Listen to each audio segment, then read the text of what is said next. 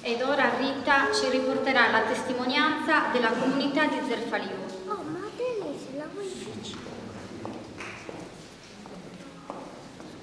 Alcuni giorni fa un gruppo di persone si è riunito per ricordare e per rivivere con gioia i momenti che la nostra comunità ha vissuto con le nostre suore fin dal momento del loro ingresso a Zerfaliu.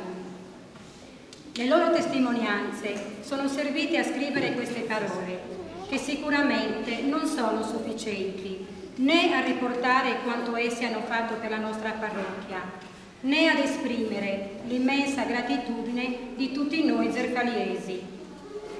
Il 20 ottobre del 1957, in seguito alla richiesta fatta da Domelis, sono arrivate a Zerfaliu le nostre suore. Le prime a giungere nel nostro paese sono state Suor Carmelina e Suor Adriana, oggi presenti in mezzo a noi, Suor Giuseppina Celeste e Suor Caterina Ausilio, la prima suora sarda che ha contribuito, insieme ad altre due, alla nascita dell'ordine. Al loro arrivo non hanno trovato un edificio pronto a riceverle, ma hanno trovato una comunità che le ha accolte con gioia e ha fatto festa per loro. Inizialmente è stato Domelis ad ospitare nella casa parrocchiale e con l'aiuto di sua sorella, signorina Francesca, e di tutta la comunità zerfaliese ha provveduto al loro sostentamento. Nel frattempo però Domelis non si è perso d'animo, è andato di casa in casa, si è recato negli uffici ad Oristano, a Cagliari, ha contattato le ditte allora esistenti per avere aiuti nel portare a termine la costruzione dell'asilo. Tutti hanno contribuito, chi con offerte, chi con la manodopera, tutti hanno collaborato alla costruzione dell'asilo, che portato a conclusione è stato inaugurato il 1° gennaio del 1958 alla presenza di Monsignor Fraghin.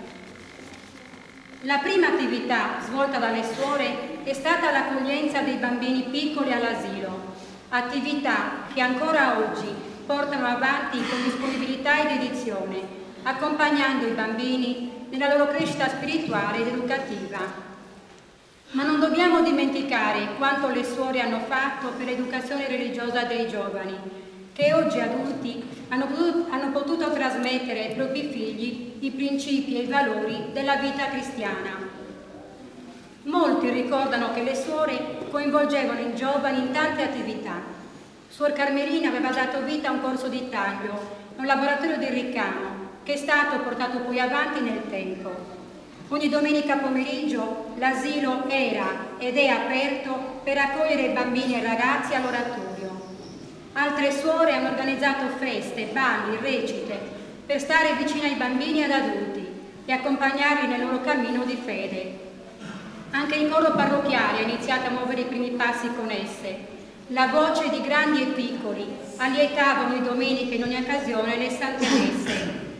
E ancora oggi, fedeli a quanto le suore hanno insegnato, che chi canta prega 2 volte, il coro continua ad animare con i suoi canti la liturgia. Tanti partecipavano e insieme alle suore imparavano, si divertivano e pregavano. Certo, perché la preghiera non mancava mai, serviva a riempire maggiormente quei pomeriggi che ancora oggi sono impressi nel ricordo di quanti li hanno vissuti. Qualche persona ricorda che arrivavano all'asilo dei vestiti usati e le suore insieme alle giovani li disfavano e ne facevano altri da dare ai poveri o da rivendere e con il ricavato aiutare le persone bisognose. Anche questo è stato un obiettivo delle suore, aiutare le persone povere dal punto di vista materiale. Durante il loro periodo di permanenza a Zerfaliu, molte giovani del nostro paese hanno sentito la chiamata fatta dal Signore e sono diventate suore salesiane oblate del Sacro Cuore. Suor Maria Denti, Suor Maria Sofia, Suor Agnese, Suor Letizia, Suor Giustina, Suor Teresa, Suor Maria Giovanna e Suor Pia. Alle suore va anche il merito di aver fatto scoprire a molti la devozione alla Madonna, al Sacro Cuore e a San Giovanni Bosco, ispiratore del loro ordine religioso. L'opera delle nostre suore continua oggi a Zerfaliu con Suor Francesca e Suor Pia, che partecipano alla vita della nostra comunità, e sono sempre presenti nei momenti di gioia e di dolore.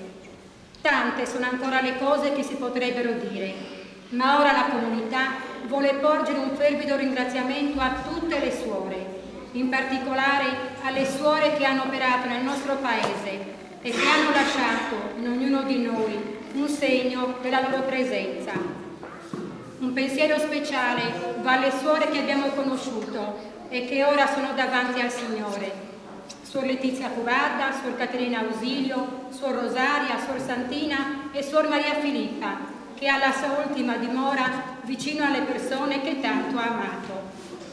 Vogliamo essere grati anche ai sacerdoti presenti, Don Antonio, Don Salvatore e Don Ignazio, che vivono con noi oggi questo momento di festa.